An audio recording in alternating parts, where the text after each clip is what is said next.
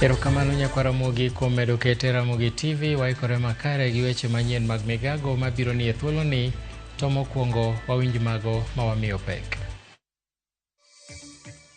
Kang'iye tayudo ka pulse mare ok ti, en very cold, nyiso ni nosetho. Kaluoke to remo wuok mang'eny mane indicate ni nene no chwoe pala. Familia jaod bura machon Mauriri Herman Odhiambo okuyo bang' yudo ringre wuodgi ka onegi machiegni gi ode. Tukawaambia tutaweka NHIF kwa mtu masikini shilingi 300. Kuna mtu hapa analipa 300? Kuna mtu analipa 300? Huo ni ukora, si ukora? Kwayo gol mondo mi sirikal ochul ne jogo mochando okumba mar thieth ma SHA mondo mi giyud thieth makare. Kuna mtoto wa msana anaweza akazaliwa leo, after 1 week amekeketwa. Ni mama yake anajua peke yake. Kwa hivyo yule mtoto hakuna vile baba yake anaweza akajua. So ile imekuwa ni siri ya wanawake. Jodak moko e gwenge ma Tharaka Nithi sani timo nyangi ni nyithindgi ma nyiri tok nyuolgi kaka yo mar panjo ne lwet sirikal.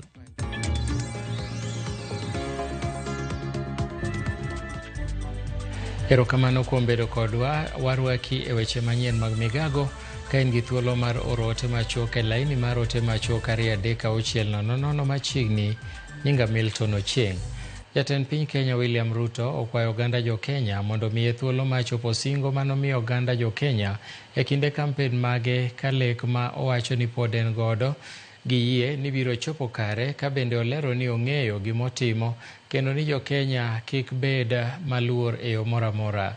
Nowuoyo e kinde manotele nyasi mar keto ayanga ohand omenda mar Talanta Sports City Stadium, kama owache ni singogo geto mar keto ngima jo Kenya malo ahinya to kokalo kuom kit telo mageto loko ngima jo Kenya. Made to Kenyans are being realized one by one, day by day, pledge by pledge. And I remain committed to fulfilling every single one of them. Our economy is stabilizing and growing. Today, Kenya is ranked the 6th largest economy in Africa, up from the 8th 2 years ago. Inflation has dropped from 9.6 in 2022 to 3.8 today. The exchange rate has stabilized at Kenya shillings 129 to the dollar for more than a year, down from Kenya shillings 165. And foreign exchange reserves have climbed to $11.8 billion from $6.5 billion. Food production is improving. Maize output, for example, has grown by 50%. And farmer earnings for tea, coffee, and milk have also increased significantly. The affordable housing program is now active in all 47 counties, employing 320,000 Kenyans. And that number is expected to double in a few months.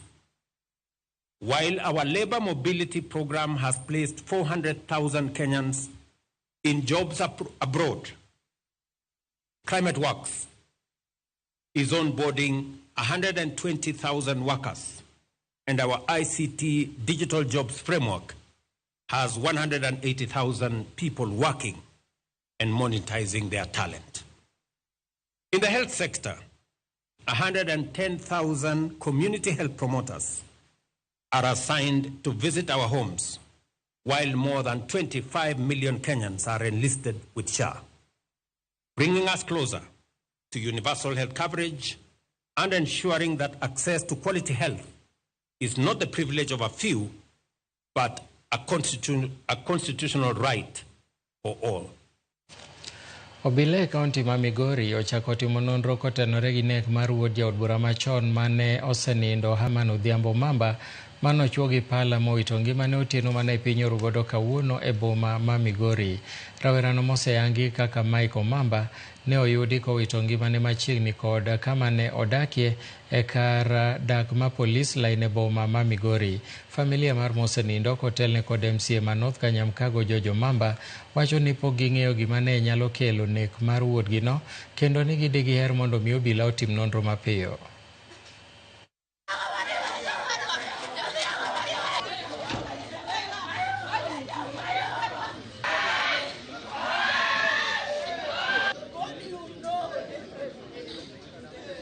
Kawuono gokinyi wayudo simu mobwogo ahinya ni chalo ka gima oyude but ode konindo to remo wuok kuome. Koro kaka family ne wamane machiegni waringo wadhi. Unfortunately wayudo ka ochwoe pala, nonindo auma, ochwoe pala on the left side of the heart. Ane mana tan aloke kech onindo auma, koro kaloke kang'iye tayudo ka pulse mare ok ti, en very cold, nyiso ni nosetho. Kaloke to remo wuok mang'eny mane indicate ni neno no ochwoe pala. Buok matut ahinya kaluwore gi thone. Mike en ng'ama muol makata osiepene ong'e ni Mike ok jalweny. Mike onge dhoge, gik moko te otieko gi nyiero. Wakia gima ochulo ni. Ne wakwayo ni jomonego Mike gima ne kodwa gima ne gidwa nochulgi. Ng'ama ohero ji. Kendo ng'ani nego Mike sama wan ganadha liel e dala. Osiepo ji te kendo kineno wenge joma nika kuyo makowa. To adwa kwayo security agencies ni wan kaka jo Migori ma support broad based government nyaka gitinwa magi bring the killers to book. Magi achiel kuom singo mane Raila oketo gi Ruto ni nyaka piny ni bet secured. Koro jomonego Mike nitiere apparatus moromo ma wang'eyo ni gidhi makonwa jogo. Achije 8 mitudo gi wang'o tesend obila ma Mawego mayudore e kaunti ma Homa Bay pod omed dinegi e rumande kar twech ma Kamiti Maximum Prison kirito lipot mabiro matok kanyo chwalgi kendo e doho ma Kahawa e bure Nairobi kama doho nyoyango ni apisi ma jamin wach nyoko pedho neno moromo maditam doho we achijego gi rambun. Tesend obila ma Mawego nowang'e kinde maniko ringre rawera kendo japuonj Albert Ojwang' e dalagi e kaunti ma Homa Bay. Doho nyochiwo thuolo mar juma achiel mar nono kendo chwalo lipot e wi achijego.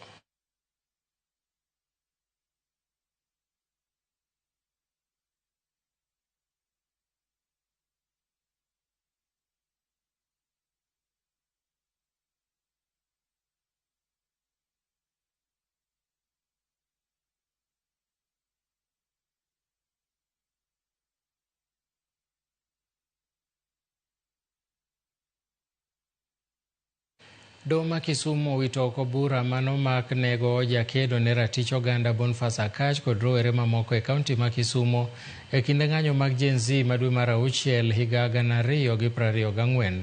Doho yango ni onge neno moromo masiro ketho manodonjnegi jokedo ne ratich oganda Boniface Akach gi jowetene kaluwore ni ne ondhigi e alwora ma Patels mopogore gi kaka ketho manodonjnegi godo wacho ni nomagi ka gidino apaya mogingo dinga e chuny boma ma Kisumu.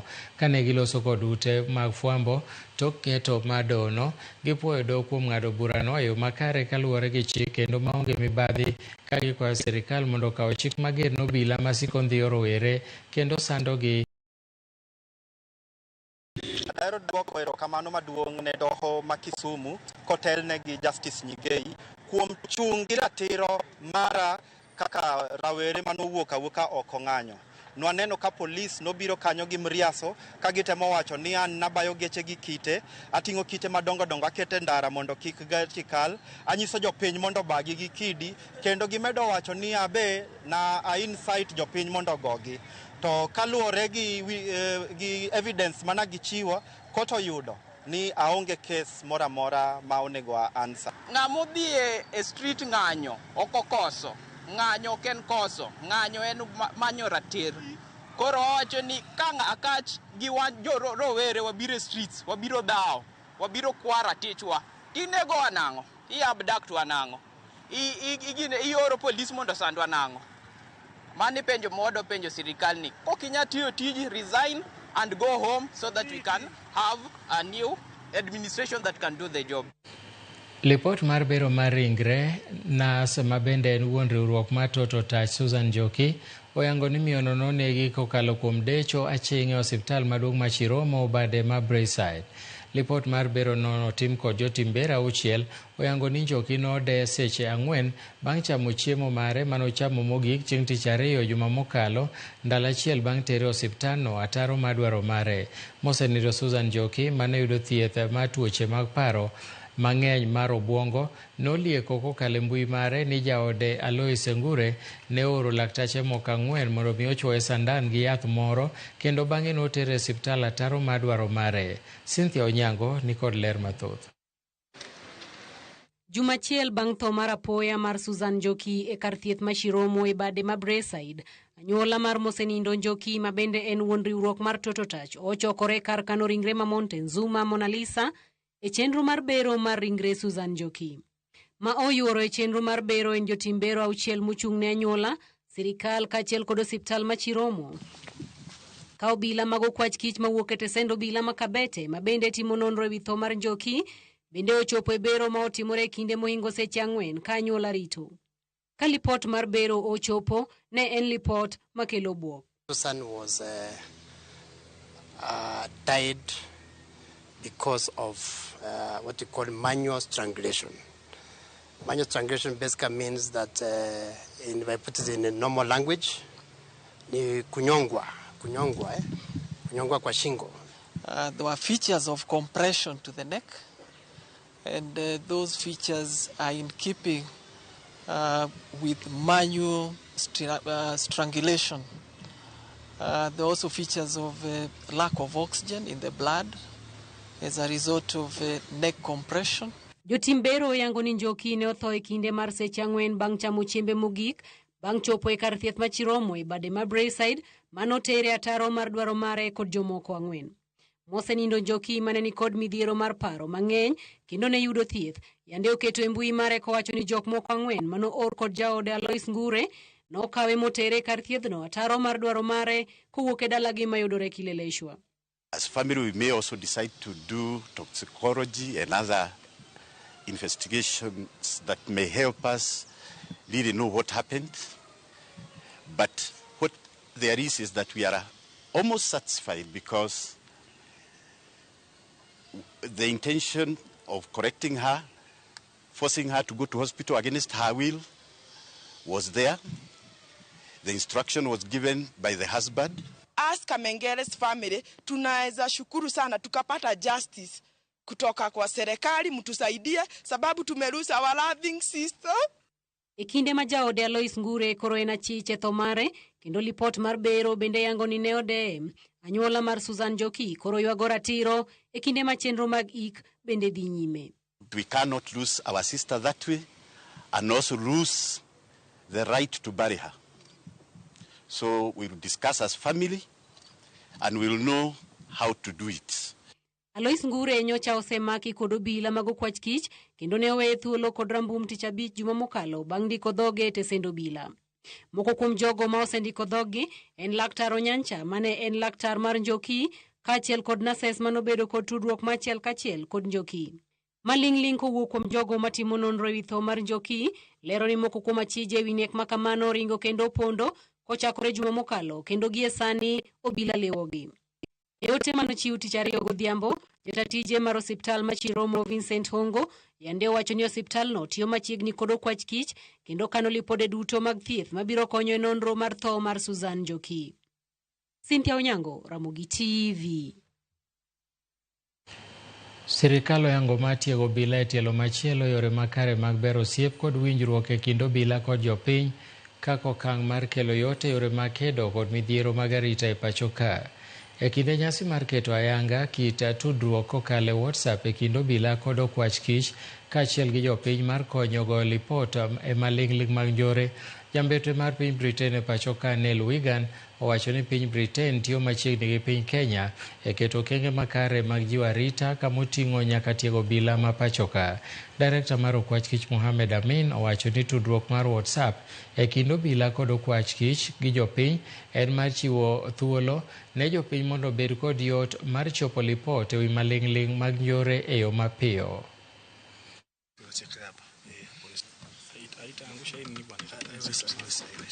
Want to put a lot of emphasis on training of police officers in various ways. Training of the DCI officers. We want to put emphasis of training police officers on the ground, those who are handling matters of terror, things that to do with complex crimes. We want to make sure that we train better our department that deals with anti-narcotics department. We want to ensure that the anti-terror department is properly trained.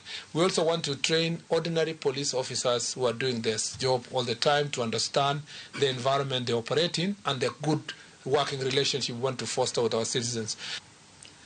So I'd like to thank the National Police Service officers, DCI, and our own Reinvent and law enforcement colleagues for their hard work in keeping the citizens of both our countries safe and providing access to justice. The UK will continue to work with the National Police Service in its mission to provide effective, people-centric and accountable policing services. With the upgraded system, sir, we are proud to announce that the public can now share information confidentially through WhatsApp at 0709 570 000. This enhancement not only improves accessibility, but also aligns with our goal of adapting to rapid technological advancements in our crime-fighting methods and strategies. Duol mochung'ne kedo ne ratich oganda KNHCR ochako chenro mar choko paro kuom jochung' mopogore opogore e kaunti ma Machakos kaka yo mar jolo yore mag kedo ne ratich oganda e pacho ka. Kanowuoyo e kaunti ma Machakos, Marion Mutugi, ma en achiel kuom commissioners e duolno, oyango ni chenrono biro neno ni irango makare ywak jopiny ma ratich oserochi e kinde mokalo kendo bero nonro e wi ywak ma kamago. Jatelo no nokwedo weche maliekore ni jopiny osewito geno margi gi duolno kowacho ni duolno osesiemo richo mokwako sirikal ka gigolo lipode mapiyo e wi jopiny mirocho ratichi e kinde ng'anyo. Gikwayo bende jopiny mondo mi ochwal ng'ul margi e tesende mag obila kar temo ng'anyo e alwora mar od bura. Chenro mar kawo pach jopiny idhi time counties duto ma pacho ka. Administration ya hapa na hapa kwenye County Commissioner's Office tumeelezwa hapa Machakos watu wanaelewa haki zao, lakini tunaambiwa kuna matatizo ambayo inaendelea hapa. Ya kwanza tumeambiwa iko gender based violence, yani kudhulumu watu kwa maana ya jinsia yao.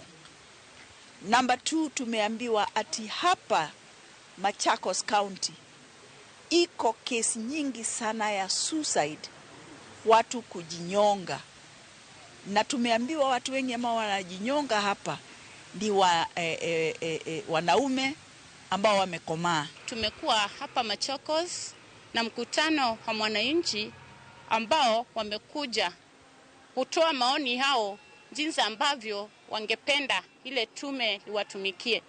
Kama mwananchi tunashukuru, manake kila kitengo kimewakilishwa mahali pale, kila mmoja amepewa nafasi ya kuongea na kuwakilisha jinsi ambavyo wangependa. Jagoro maduong' e riwruok mar jochiw thieth e pacho ka Seth Panyako ogolo kwayo ne sirikal mondo ochulne mon liete, jodongo kod jogo maonge nyalo e kind oganda okumba mar thieth mar SHA. Koloso gi jodak e gwenge ma Shirugu e kachung' od burano, Panyako wacho ni chike manoketi ne okumba mar thieth mar SHA kapok ochak tiyo godo oridore ne joma onge nyalo. Bende nogolo pache ni yore ma rowere osebedo ka inego gobila e pacho ka ok ni kare.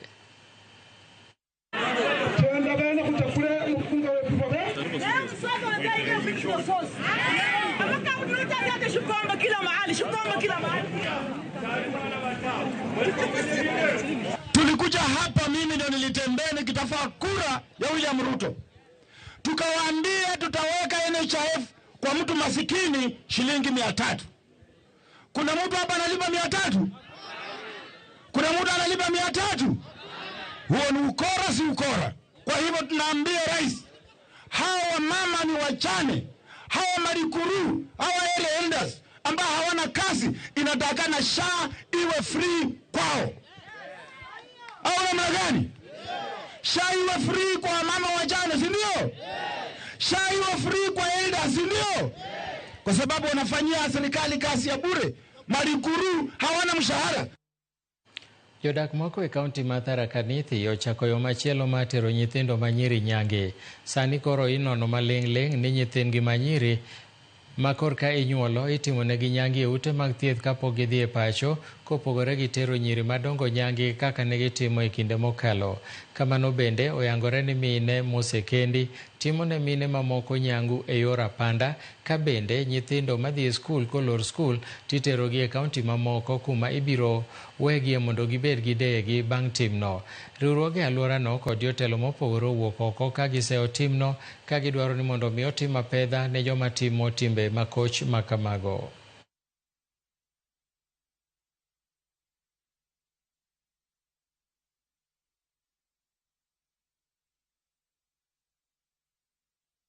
Sasa zile mbinu ambazo hawa gariba wameanza kutumia ni ile tunaita cross border FGM, ambapo unapata mama ama mzazi ametoa mtoto wake wa kike hapa Tharaka Nithi, amempeleka mpaka Meru ama Embu, amefika pale amekeketwa, baada ya mwezi mmoja amerudi nyumbani. Kwa hivyo sisi kama jamii ama majirani hatutajua ya kwamba mtoto wa msichana ama wa kike alikeketwa. Siwezi nikasema vile kwamba hakuna ukeketaji. Ukeketaji iko. Hila saa hii ile ukeketaji ilikuwa hapo kitambo, saa hii ni ukeketaji aina nyingine tofauti. Kuna mtoto wa msichana anaweza akazaliwa leo, after 1 week amekeketwa. Ni mama yake anajua peke yake. Kwa hivyo ile mtoto hakuna vile baba yake anaweza akajua. So ile imekuwa ni siri ya wanawake. Tuko hapa leo sababu tunapinga FGM kwa kuwa kwanza kabisa it's very painful. Kuna uchungu, there is the bleeding, na pia kuna infection zenye zinaweza kuadhuru maisha yao yote. Tena inaleta complication wakati wa kujifungua, wakati wasichana wanapata hedhi yao, na pia kuna psychological torture, inasumbua wasichana kisaikolojia. Erokamano kuom medo kete Ramogi TV wakauyo mokwongo e chenro mar migago ka ote moko ango ka wacho ni Milton Matomo Goyasure amor kaka Ramogi miwa lendo maler minatomo kul kod nyaringa pole e wach mami, kaito machielo bende wacho ni Madenoba Umoja kata nyakwa Nyairo wacho ni Sikalame mar Game Got Regea wacho ni Ramogi ler kendo chopo ne yo makare. Mama DJ Sori wacho ni openjo ni kare wachiko kanye ka osiptal makori negeji. Kaito machielo wacho ni migago nenore mayo madua kantire Magina Kabuoch angi ojero to berka jonego maki manotis Andango ma en gavana mogik.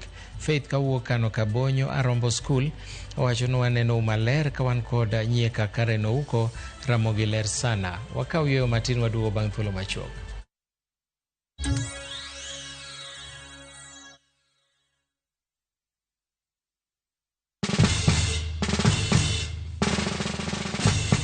Guess what? Citizen Duca now delivers. Get amazing discount on your favorite essentials and have them brought straight to your doorstep, all for just 200 shillings delivery fee. Go to citizenduca.com, select the product you want, pay, and we'll handle the rest. Citizen Duca, the home of discount.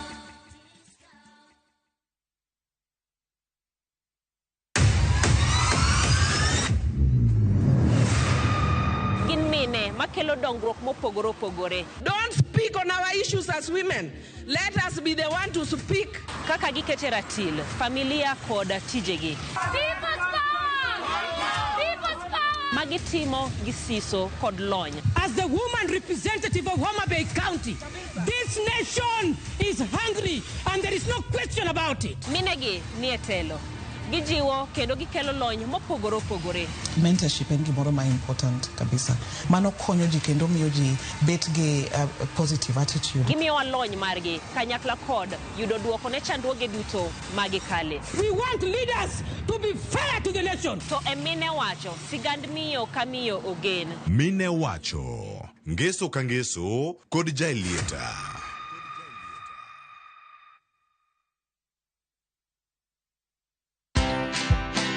You'll build trust by me knowing that you're actually not interested about my title.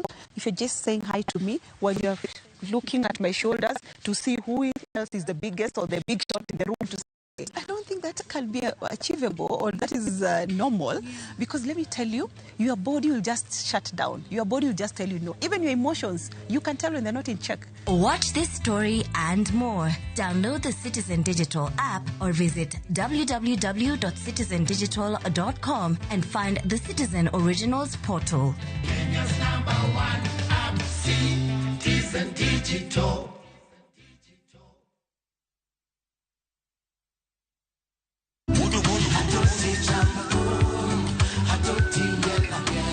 Woktich ka woktich wakelo ni don ya wotonagi. Kabinet chario kati chario nyakurunga juang en odiochieng' mar yuto mari. Chieng' tich adek nyakurunga juang en odiochieng' mar mine nyalo kachiel koda weche hera.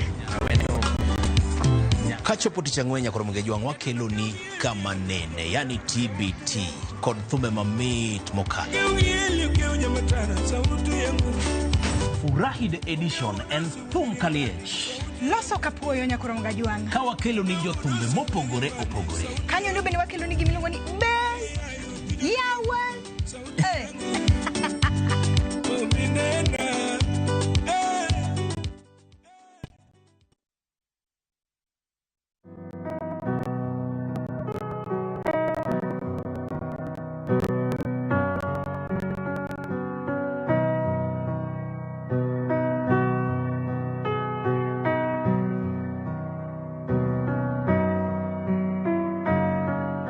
Dial *811*404# to get Jesus Paid It All as your skiza tune.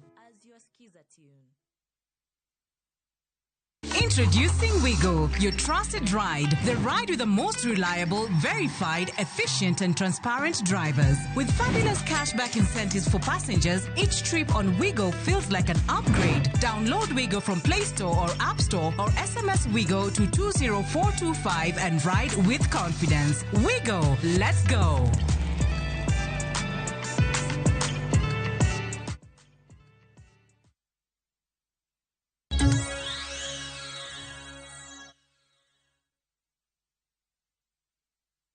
Machiegni kendo ji adek oyude gi tuo mar guonyo mar mpox e gweng' ma Chakalini mayudore Lugari e kaunti ma Kakamega. Kaluwore gi gavana ma Kakamega Fernandes Baraza, ji adego kamoting'o jal moro ma jigni 52, miyo moro ma ende noya Nairobi kaachiel kod ng'at machielo mawuok e gwengego oket kar kendgi e kathieth ma Chakalini. Baraza oyango ni wede ji 6 manyo oseromo kodgi bende ogeng'negi kuom ndalo 21 komedo jiwo jopiny mondo ne ni gibedo mokichore mar gayo landruok ma tuono. What I want to assure the public is we have upscaled our surveillance and contact tracing across the county. At the same time, we have also expanded the isolation capacity at the Kakamega County Referral Hospital, at the Lumakanda Sub-County Hospital in Lugari, and the Chakalini Isolation Center. Just for purposes of the public caution, I want to reiterate on the fact that this mpox disease is contagious, and the symptoms are fever, body rashes, and sore throats.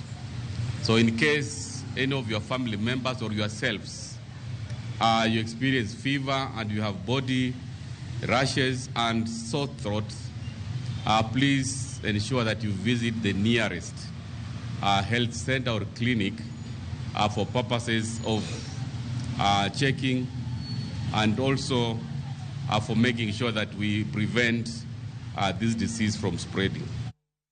Jod bura mamine mawuok e kaunti auchiel makadho Nam Chumbi owuok oko maneno ni joma mine bende otiegi kane giloso e kinde romo manobagi alworano. Jod burago olero ni dwaro margi mar neno ni joma mine bende oriw e chenro mag sectors mopogore kaka siasa kod weche mag uchumi. Gilero bende ni gibiro kelo lokruok mabiro loko ngima jok mamine kokalo kuom riwruok mar sirikal kod riwruoge ma ok mag sirikal. Ne gitielo ni tiego joma mine ok en mana ratiro margi kende, ka giwacho bende ni mano biro kelo dongruok ne piny Kenya.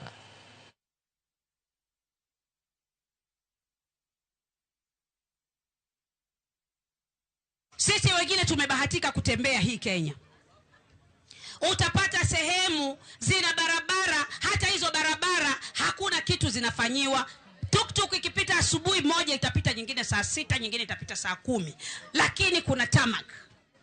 Wewe mtu wa Lamu, wewe mtu wa Pwani, wewe mtu wa Western, bado mpaka karne mahali imefika karne hii bado unakwenda katika barabara ambayo ni rough road. Kuna mahali kwingine huko bara, huko Central Region, sijui na wapi, wanasema sijui Ruto one term. Na unajua ni kwa nini wanasema one term? Barabara zao zote ni lami, mashamba zao zote ziko na title, security yao iko sawa, wako na maji, watoto wao wamepata basari, yani wametosheka na serikali, na sisi tunaitaka. Hamnataka serikali, hamtaki? Na yeye ndo ametuwezesha sisi kina mama wa kaunti 6 zote za Coast, tunazunguka tukifanya maendeleo. Mkiona vitu vimekaa hapa vimetulia, hivyo vitu vimeletwa na William Samoei. Ni maendeleo, si maendeleo. National Government Affirmative Action Fund, ile pesa anapewa mama county, na ni county zote 47, ni kuangalia wamama, vijana na ndugu zetu wanaishi na ulemavu. Tuko pamoja mpaka hapo? Ndani ya wamama kuna wababa washauri, kwa hivyo wababa hawajaachwa nyuma. Zile pesa zetu zinalenga wamama katika makundi yao, registered groups, recognized groups. Jolony weche mag alwora kod kor lwasi okoni counties man kadho Nam Chumbi to chutho mago mokiewo gi nam ataro kidek bedo kod ng'ikruok mapek kadipo ni ok gibikawo okang' mapiyo mar rakore gi weche mag lokruok mar kor lwasi. Kane giloso Mombasa, jolony go koni en ayanga ni medruok mag apaka kaachiel kod yamo mapek ei nam koro miyo pi nam medore kendo kwako nyaka kuonde ma oko. Singular honor and privilege to bring unto us our guest of honors. Kenya is making. Oh, she needs one here. Just a point. Right? That's why I'm going to have this team again starting. Exactly. For your honor. Greening of the cities is so important, and therefore, even on the 15 billion tree growing initiative, which is a presidential directive, we have asked the counties to prioritize the urban greening as one of the mitigation measures for combating climate change. I have talked about the sea level rising, which is so critical in this respect. We are seeing widespread displacements where water is taking over settlements. And as the sea level keeps rising, we are also seeing a potential threat to even this vast infrastructure we are putting up, the road infrastructure. If we don't stem it, very likely our Mombasa-Malindi road could be part of the ocean if this trend persists. The coastal livelihoods are also critical because we are seeing a case where the livelihoods of the coastal community being at risk. For quite some time we thought that our coastline shore is safe because of the way it is positioned. But in the last 1 year we've had a scare of Lali and other cyclones that affected our livelihood. So the choice of this conference would not have been ideal, because this is the right time that we need science to speak to our realities so that we use the report to plan for our climate change and resilience program. Jodak ma Ikerege e kachung'ut bura ma Kuria Isa ni koro dak kod luoro kaluwore gi mach masiko muoch e gwengego kinde ka kinde. Jodago lero ni pok gifwenyo gima dikel mach makamano, ka giparo ni jogo mane nyalo kelo kethruok mag mwandu kokalo e yore mag machgo nyalo bedo mana jok mopango udi e alworano, ma gibiro e kinde machuok bang' dichuo moro wang'o ode mosebedo kokodesa kendo motime ohala mar loso apiko kasto ringo lal koweyo mach makamano ka kelo lal maduong'. Kuna mtu ambaye anaitwa Samuel Itaroro ambaye alikuwa ni fundi wa pikipiki, alikuwa amerenti nyumba yangu. Basi kufika tu hapa akaniambia huyo mtu ndio huyo amewasha moto kwa nyumba hii, rumu yake amewasha, na ndio hiyo sasa imemuondoa, amefungua mlango, ndio huyo amekimbia naenda. Mimi kuja, mwalimu ananiambia njoo tusaidiane tutoe vitu. Tulikuja tukapata hiyo moto sasa imezambaa, kwa kuwa yale mafuta alitumini ya pikipiki kuwasha hiyo rumu yake na vitu vilikuwa ndani.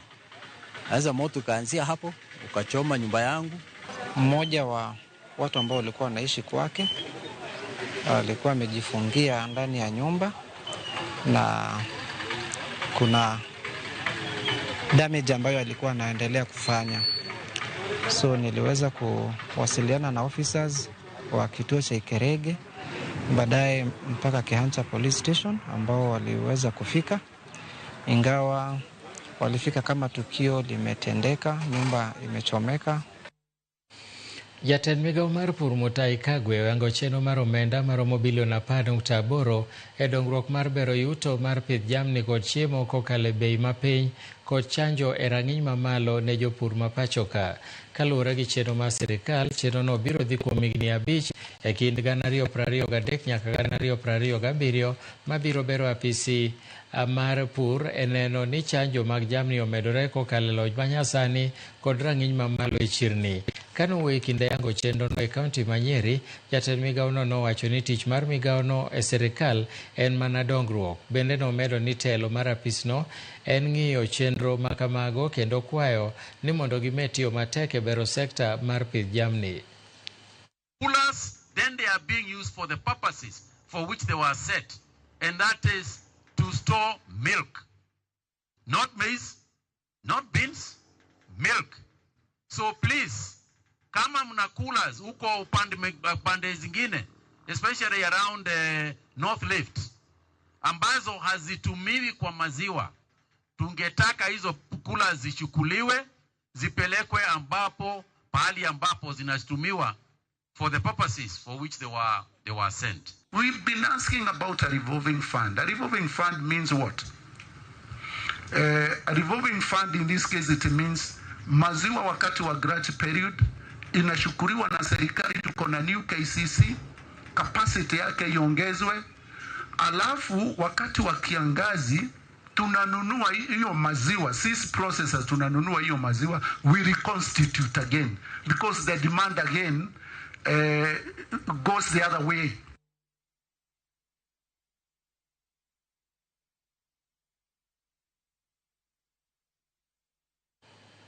Miyo moro ma jahigni 40 sani rem nego e kar thieth moro Mombasa bang' chuore tweyo lwetene kod tiendene gi tod Manila kaeto lorone e ot kaluwore gi gwandruok mag udi manobedo e kindgi. Miyo nowacho ni chuore chal ni noketo ne kwiri e pi olemo manomiye momadho kaeto pache nolal. Jago noyangore ni nolal gi nyithinde 3 bang' fwenyo ni nodonjne e doho kodwa ni giwere kendo gitiek keny margi. Joja oko nigi ler kowuok Mombasa. En kar thieth moro mar ji giwegi e kaunti ma Mombasa. Kae ne wayudo ka remnego Yusra Mbarak man jadak ma Kisauni kaluwore gi ratiche moko ni ne orochi gi chuore ma gisedak godo e thuolo mar higni 12. Yuaro kopi mona ne ochakore e kindgi bang' kane odhi e doho oro kwayo mar dwaro ni giwere gi chuoreno kaluwore gi gwandruok mag udi moko ni osebedo kadhi nyime e kindgi e thuolo malach. Basi kuna dai talaka ilikuwa hataki kuniacha. Kuna ugomvi tu wa kifamilia baina mimi na yeye. Hakuripoti kotini kuitwa, akaletewa barua ya pili tena aitwa kwa koti. Akaambiwa kama hakufika baada hiyo 2 weeks tena, sasa koti ndio itatoa talaka, uamuzi wa talaka. Sasa hapo alipoletewa barua ya pili, usiku wake ndio akamfanya dadangu kitendo hiko cha unyama. Opi mwanani odiochieng' no ne oluong chuore e doho ewi kwayo mar dwaro ni giwere, to kata kamano ne ok odhi. To kane ochopo gotieno to ne ong'ado mar timo tim makochno ka en gi jago moro mane obiro godo e ot. Akanileta kwa nyuma, akanifunga kamba kwa nguvu. Akamwambia ule mwenzake mfunge kamba kwa maguu. Akanifunga kamba kwa maguu. Akachukua ile tambara, akajaribu kupiga kelele kama hapo maybe kama saa 8 hivi za usiku. Nikajaribu kupiga kelele, akachukua tambara la ile mtandio akanitatilia kwa mdomo. Akachukua na sellotape akanitatilia kwa mdomo. The patient akija alikuwa hawezi kutumia mkono wake wa kulia.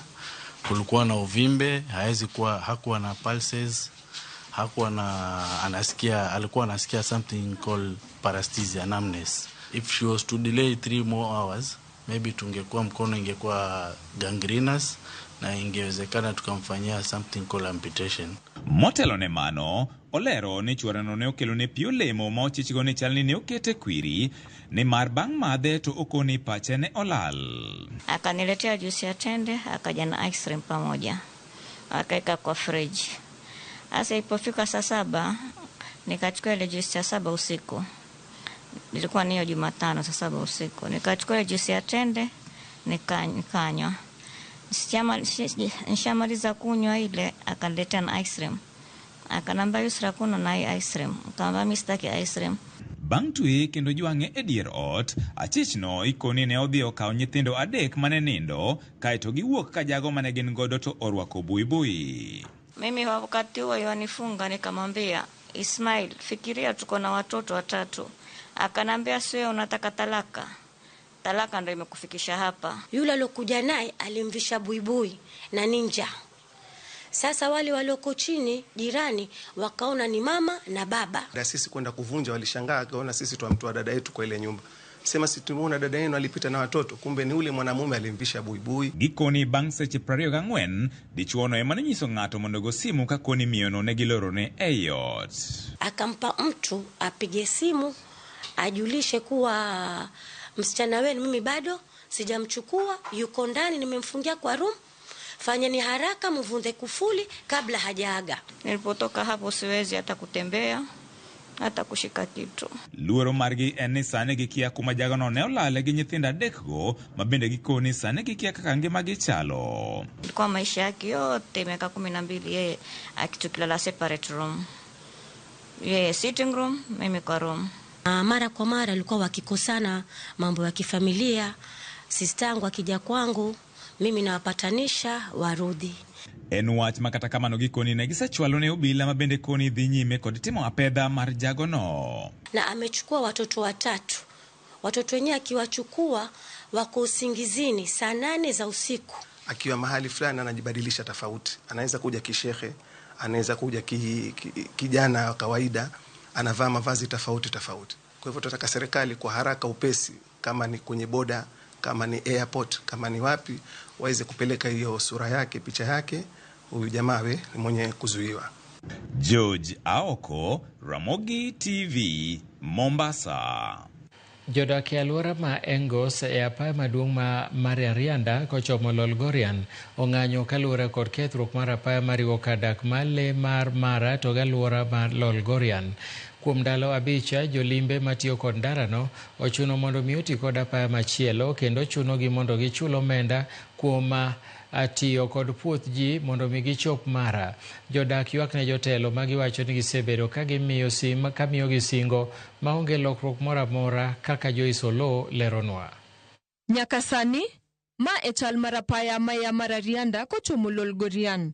Kuom ndalo 5 mosekalo, jodak mangi ichwang' e alwora mar Engos noloro apayano kendo ng'anyo kuom chal marach mar apayano. Pichagi mag ranyisi jumani nyiso jodak makono koloko dier apayano kar madho chae, kendo e bath jodak go nitiere jolimbe matiyo kod apayano makoro yudore kind Nakuru kod Sumbi. Ka bende dhugruok mag nyamburko mag jolimbe go ka nyiso chandruok magikaloe kaka jogo matiyo kod apayano. Hapa ni maji tu, hata Lolgorian watu hapanaenda, watu yote anahangaika karibu barabara, na sisi ndio tunajunga wageni hapa, wasuku anakuja kutoka mahali anatoka, lakini hakuna mahali inapita. Hii barabara miaka yote inakaa tu ikiwa mbaya. Hiyo barabara tunahitaji Kenza na president na mbunge ambao wanahusika, tunaomba tafadhali, tumewapatia 2 weeks, hiyo barabara itakuwa imemalizika kutoka Lorgorian hadi Mararianda. Kata kamano, jodak ywak ni gikoso chenro mopogore opogore kaluwore kod chal mar apaya makoro oseketo wuotho bedo matek. Kila ambacho mimi nataka niwaambie viongozi, kama mliamua kuwa Fichaka za Transmana South ikuwe maternity ya wamama wajifungue, mtuambie, kwa sababu wao wanajifungua kwa kando za barabara. Ni ukweli kabisa. Hii barabara yetu imeharibika sana. Wamama tunaanguka ndani ya matope, unaamuka unashinda kitu utafanya. Tunataka haki yetu na sisi tusonge mbele. Kayuak machal kod mano bende wuok kuom jogo manigi geno kuom jolimbe alwora mar Lolgorian ka giwacho ni kethruok mar apayano nyalo miyo jolimbe dar kendo limo piny libamba ma Tanzania gino mabiro ketho chal mar ngima margi. Kwa sababu kuna mapato mingi kutoka Masai Mara.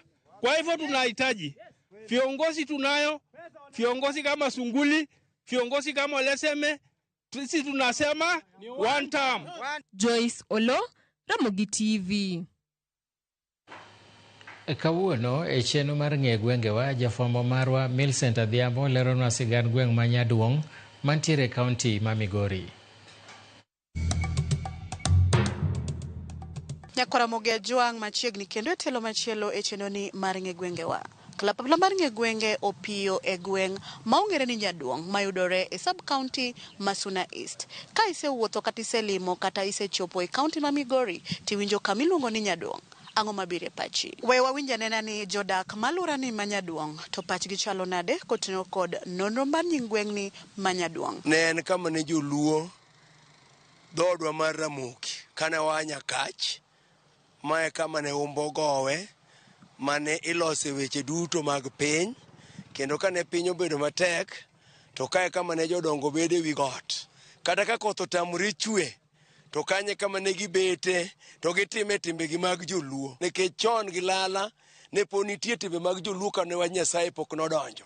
Koro kane gibet kanyo to gik mane gitimogo ne miyo koth chwe kendo piny ne chiek kendo piny ne bedo gi uma. Mane momiyo niluonge ni Nyaduong', nigo okot moro kanyo mane luongo jodongo. Nyaduong' ne nitie god chama niluongo ni Nyaduong', to nikech le ne nitiere, omiyo nitiere jaduong' moro ne amwelo kocha to go okot mondo mi kanyalo ringo to ringi liech. Nyuola ayudo kako osechak ni Nyaduong', to history matin manyalo ng'eyo en ni jaduong' moro ne nitiere wi got malo ka. Kanodhi e got to duong'o okot moro ni nding' nding' to dhano dhi chokore. Koro mane history mane awinjo mathin korka Nyaduong' ni. Koro kanodhi sama ne jaduong' no duong'o gino ema koro dhi ogik ma koro chake nying mar Nyaduong'. Kae kama ne nitie kopo ni jopiny biro to kane ni malo. Koro kane en malo ema nomiyo kopo ni luonge ni Nyaduong'. Koro ne kopo ni kata king'iyo wasigu kech ka lweny ne ng'eny e kindwa, wan gi Kuria ka, wan gi Masai ka. Koro lweny yudo kopo ni chando ji, ema ne chuno ni nyaka koro ji bedo gi kama oting'ore gi malo. Koro ineno kopo ni wasigu biro. Mamane momiyo kaka nomiyo kete Nyaduong' gi kod Kimaduni bilo moro notwe tie Nyaduong' ka dhok mane wago karachuonyo notho. Kane josuna kane wabiro koni, koro ing'en ji koluoro neno jodak to ne ok gimor. Kato koro ne gigini ma dhok mane wago kocha notho te, ma koro kopo ni mondo mi wayud dhok to nonyiswa ni nyaka wadwar ng'at moro mondo timwa nade, mondo los piny koko man to dhogewa nyalo tho, ma dhogewa notho te. Ema kate ma Nyaduong' ema nogure gino kane igoyo bul moro migo ting' ting' ema nokel Nyaduong'. Nyakwaramogi bang' winjo paro mopogore ma jogweng' oselieko kotengo kod nonro mar nyingweng' ni Manyaduong'. We koro wawinja nena ni adieri motengo kod kuku mar wach kotengo kod ler nonro mar Nyaduong' ni kanye kowuok kuom jodongo mane nitie kane Nyaduong' ne chakore. Kaeri nochak ni Nyaduong' kane Jaramogi biro e pinyni kaka 1906 to ne nitie jaduong' maduong' mane iluongo ni Umbwa. Koro Umbwa ni ne en jabilo. Koro Umbwa ni noloso bul moro mane kowuotho go to goyo. Koro bundi ne nitie bilo. Koro nodak yo mwalo god Jobe piny kocha. Koro kane ogik saa 8 to wuok to biro wi god Nyaduong' ka. Koro noduong'o bund chadichiel ni te to koseduong'e to koro loro chako wuoth. Ni owadgi moro ka niluongo na Sembo mane gin go. Koro dhi ka Sembo to biro duong'o bunduno ka didek to koro chako wuoth. Koro wuotho kuom Jaramogi, kuom joma ne nitie, odhi ka Buoch, koa ka Buoch odhi ka Nyada, Karachuonyo, to odhi onindo kamoro ni god Nyango. Kiny kowuok god Nyango to odhi nyaka Nyakach Sigoti. Wan Jaramogi wan kod hembwa 4. Hembwa mokwongo namba 1 maduong' en got Ramogi Siaya. Hembwa mar 2 en Sigoti. Hembwa mar 3 en god Nyango. Hembwa mar 4 en Nyaduong' kama wantie ni. Koro kane osenindo god Nyango to kine koro nowuok. Koro wuotho gi bunde ne nyako dhi nyaka Nyakach Sigoti. Koro kuro dhi obede jomachiel kata jumbe moko 2 koro choko jodongo wuoyogo. Koro kane owuok oduogo to chako dhi ewi god Sigoti kanyo. Bo chako duong'o bunduno dichiel, diriyo, didek. Koro koseduong'e to chako wuotho duogo ku. Koro kane osewuok oduogo ku, koro ji odar, koro ji owuok bang'e, koro ji bira bira. Koro mae momiyo nochake ni Nyaduong', kama ne jaduong' Ombwa duong'e bul kane odaro ji kabiro e pinyne. Mae momiyo iluonge ni Nyaduong'. Nyakwaramogi, gweng'ni ma Nyaduong' humbe landore kod weche kata timbe mage. Koro Ombu Nyaduong' ma kaka nochake ni oselandore nikech skunde me gweng'ni te gweng'ni mangima. Nyithindo mopuonjore ka owuok mana Nyaduong' ka. Kidhi Wasiyo oa Nyaduong', kidhi Kosingo oa Nyaduong', kidhi Sagigi oa Nyaduong'. Koro mana achiel kuom gima humbwa olandorego. Gima humbwa ochako landore godo mar 2 en kanisa mane jaduong' Andrea chieng' noketo ka mar jo SDA. Kanisa ni kaka nochake oselandore, osekebede ne ka nyaka Sakwa Pith Nyadundo. Kanisa ni osebede. Mochako landore kendo en agirikacha mar pur. Nyaduong' gima humbwa landorego maduong' en dhot moting'o Ramogi, to ne gin joma ohero wach somo. Koro kamoro amora mane gibete ne giketo skul gi kanisa. Ka eri notimo bungu to wach Nyasaye to ne nitiere. Omiyo gimoro ni askari nokwane. Nikech gimomiyo dobi onge. Ka askari bi to en mana makadho ne dwaro wach dhok. Nyaduong' ong'ere gi pur kod mpira. Gin dongruoge mage ma jodak ma Nyaduong' nyalo kwano nyaka ne gweng'ni chakre. Chon ng'eni ne nitie mana ute lumbe, gik mang'eny ne onge, makato mabati ochako donjo makoro ji ni kod mabade, ji ni kod gik mopogore, nyithindo chako dhi sikunde, ute lumbe koro rumo, kech chon e yore gi ni pa mana kod dhok, migolo mana jodonge matkelo dhok tipayo, side kore kwa chop Migori. Koro kuma ne yudo ka chief achiel rito, tinde nitie chife madhi 16. Wan kod dala waka iluongo ni Hopa Farmers. Hopa Farmers ni otudore kod NGOs.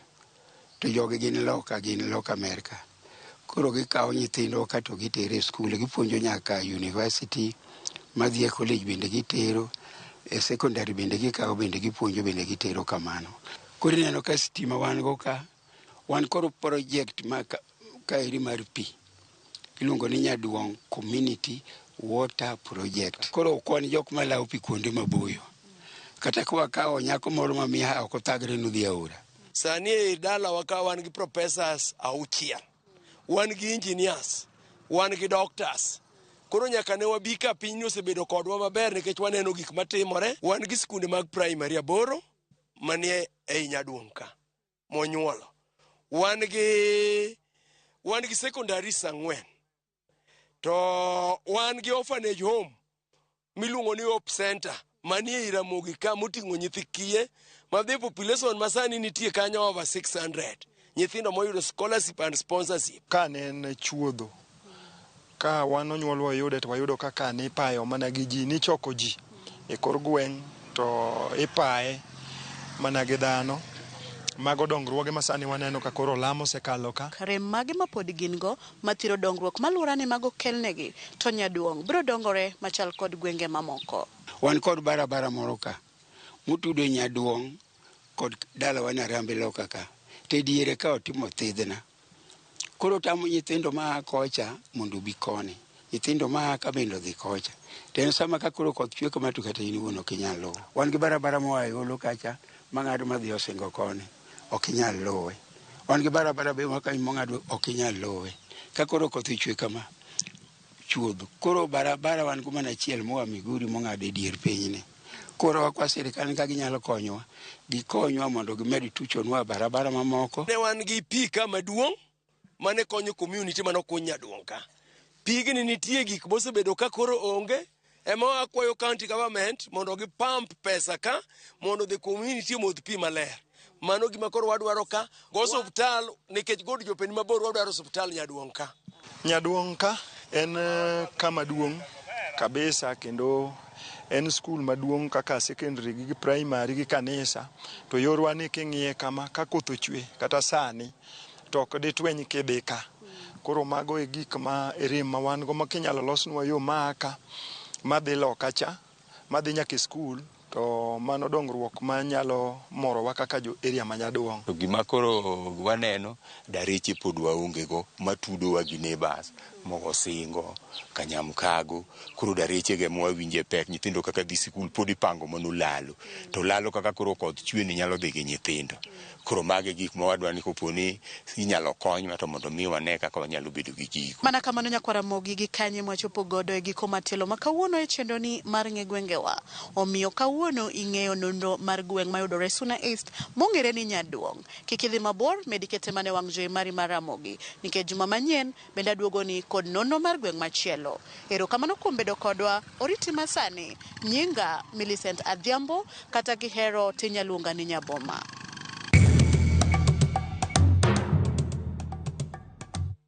Wadhi e yueyo waduogo gi weche tuke.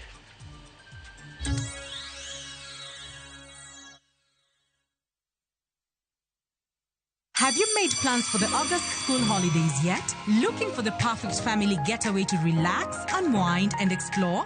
Look no further. View Travel has you sorted with exciting international deals for the whole family. Fly off to Cape Town from just $1,190 per person sharing for 4 nights with return flights, hotel transfers, a full Cape Town city tour, half-day Winelands tour, and half-day Cape Point tour. Or unwind in Zanzibar from $1,259. Spend 4 magical nights enjoying the Spice Island tour, swimming with sea turtles at Baraka Aquarium, and sailing to Nemba Island. All with return flights and hotel accommodation included. Book now and pay later with Lipa Pole Pole. Visit viewtravel.com or WhatsApp 0703-254-254 today. View Travel. Dream, explore, discover. Royal Mabati Factory Limited nitie gi discounts mabeo mokalo mag dier higa. Tiles mag tado mag Deka iyudo gi siling 500 kende ka steel trusses to yudore e siling 255 mita ka mita. Wakelo ni nyaka